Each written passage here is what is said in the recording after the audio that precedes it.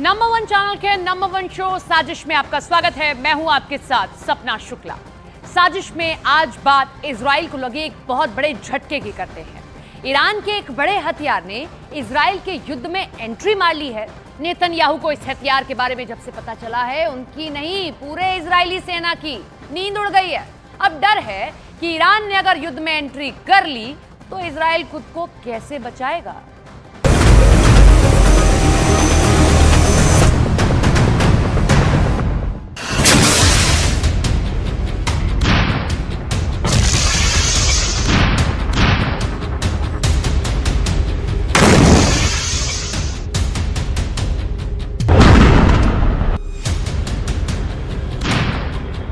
Israel को एक नहीं, दो नहीं, तीन नहीं, 10-20 नहीं, 100-200 नहीं, बल्कि 358 मौत देना चाहता है ईरान। इजराइल के सामने इतने दुश्मन खड़े हो गए हैं कि उसे 358 मौत देना चाहते हैं। इजराइल ने गाजा पर जितने बम गिराए हैं, उसका बदला 358 मौत से लेना चाहते हैं।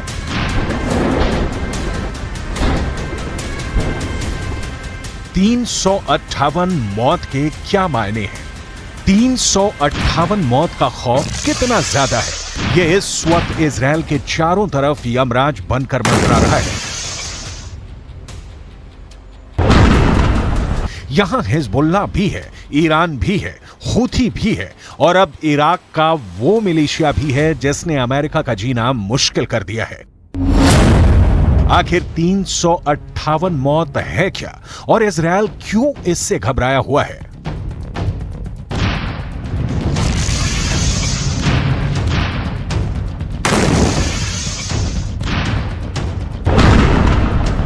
क्योंकि ये एक ऐसा हथियार है जो ईरान से निकलकर अब हिजबुल्लाह के पास पहुंच गया है।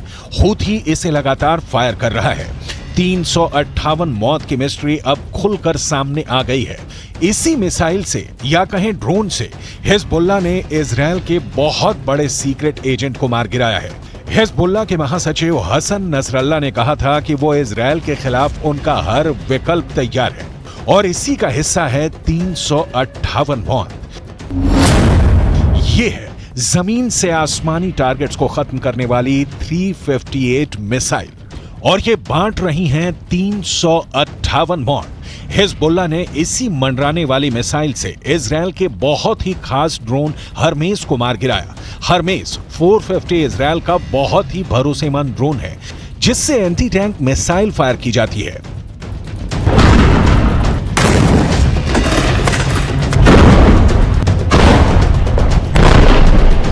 जब ये ड्रोन लेबनान के आसमान में पहुंचा तो हिजबुल्लाह ने उस पर 358 मौत बांटने वाली मिसाइल फायर की और देखिए क्या नतीजा निकला।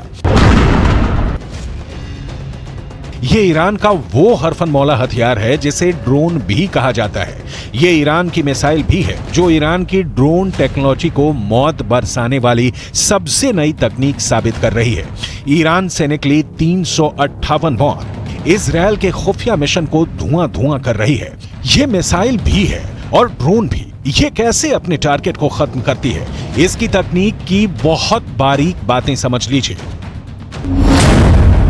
358 नाम की ये मिसाइल एक ड्रोन की तरह काम करती है जो फायर करने के बाद आसमान में 8 नंबर के आकार की तरह गश्त लगाती रहती है और जैसे ही टारगेट इसकी जद में आता है, ये उससे जाकर टकरा जाती है। 358 मिसाइल में आगे की तरफ लगा इंफ्रारेड सेंसर इसे टारगेट की भनक देता है और फिर यह अपने निशाने की तरफ बढ़ जाती है। ये एक ड्रोन से तेज रफ्तार से चलती है जबकि एक मिसाइल के मुकाबले में इसकी स्पीड कम होती है।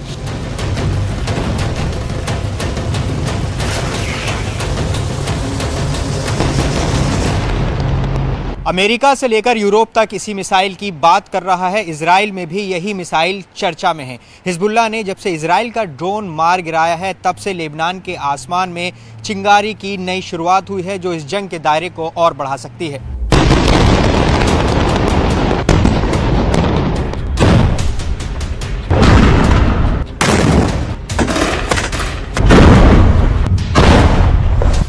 इस बीच ईरान से एक नई तस्वीर वायरल हो रही है। ये है ईरान के सुप्रीम लीडर अली खामनेई की, जो ईरान के गाजा नाम के ड्रोन को देखने पहुंचे।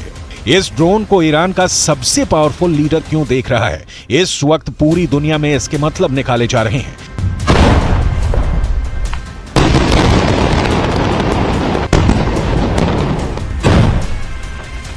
ईरान ने गाजा नाम का जो ड्रोन बनाया है, ये 2000 किलोमीटर के दायरे में ऑपरेट कर सकता है। ये 35 घंटे तक 350 किलोमीटर प्रति घंटे की रफ्तार से उड़ान भर सकता है, 35,000 फीट की ऊंचाई तक उड़ सकता है और सबसे खतरनाक बात, ये 13 मिसाइल लेकर उड़ सकता है।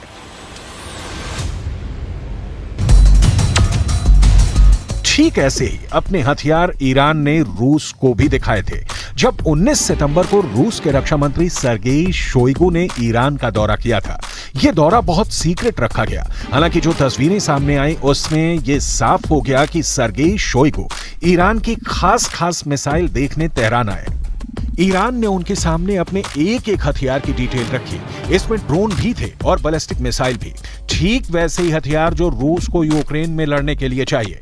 ईरान के एरोस्पेस फोर्स के commander brigadier general Amir Ali Hajizadeh साथ थे और वो बता रहे थे कि रूस को क्या लेना चाहिए, किस हथियार से उनकी जरूरत पूरी हो सकती है। तब शोइगु ने 358 नाम के इस मिसाइल में बहुत दिलचस्पी दिखाई और ईरान के अफसरों ने भी बताया कि इस हथियार से वो यूक्रेन के ड्रोन और क्रूज मिसाइल को खत्म कर सकते हैं। Нацелены на реализацию всего комплекса запланированных мероприятий, несмотря на противодействие со стороны Соединенных Штатов Америки и Западных союзников.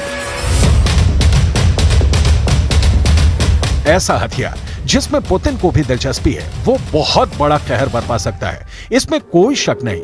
358 की रेंज अब ईरान से लेकर यूक्रेन और यूक्रेन से लेकर इजराइल तक हो गई है। ये बात साफ है कि 358 मौत वाकई इजराइल में मौत बांटने के लिए तैयार की गई है। जब से ईरान की मिसाइल का खतरा बढ़ा है, तब से इजराइल की ड्रोन एक्टिविटी कम हो गई है। जाहिर है कि नेतन्याहू अब ये जानते हैं कि अगर हिजबुल्लाह को रोकना है तो सिर्फ ड्रोन से काम नहीं चलेगा, क्योंकि लेबनान के आसमान में 358 वाली मौत मंडरा रही है। इस वक्त पश्चिम एशिया में युद्ध की जो आग लगी हुई है, गाजा पर बमबारी के बीच हमास और इजराइल के बीच जिस तरह की टक्कर हो रही है, उसमें अब नया खतरा इजराइल और लेबनान का बॉर्डर भी है।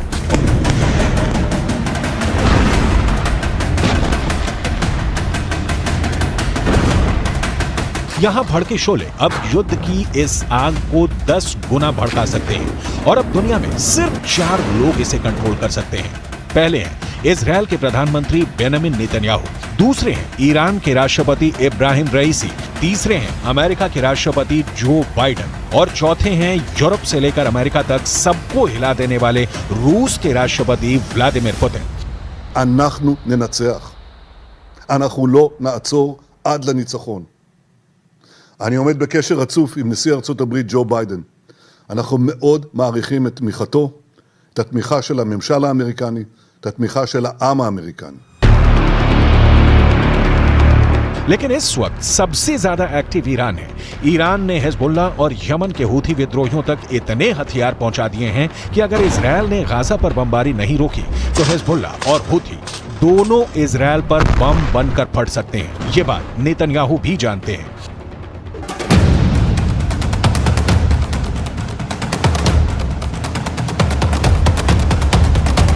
इस वक्त लेबनान और इजराइल के मौत वाले बॉर्डर पर हिजबुल्लाह का पूरा कंट्रोल है। हिजबुल्लाह अब ऐसी मिसाइल फायर कर रहा है जिसके आगे इजराइल के टैंक तोप रगड़ते हुए नजर आ रहे हैं। हिजबुल्लाह ने निकाली है 3 बहुत ही खतरनाक एंटी टैंक मिसाइल और मल्टी बैरल रॉकेट लॉन्चर। ये मिसाइल ईरान से सप्लाई की जाती रही हैं और ऐसी मिसाइलों का हिजबुल्लाह के पास बहुत बड़ा जखीरा है।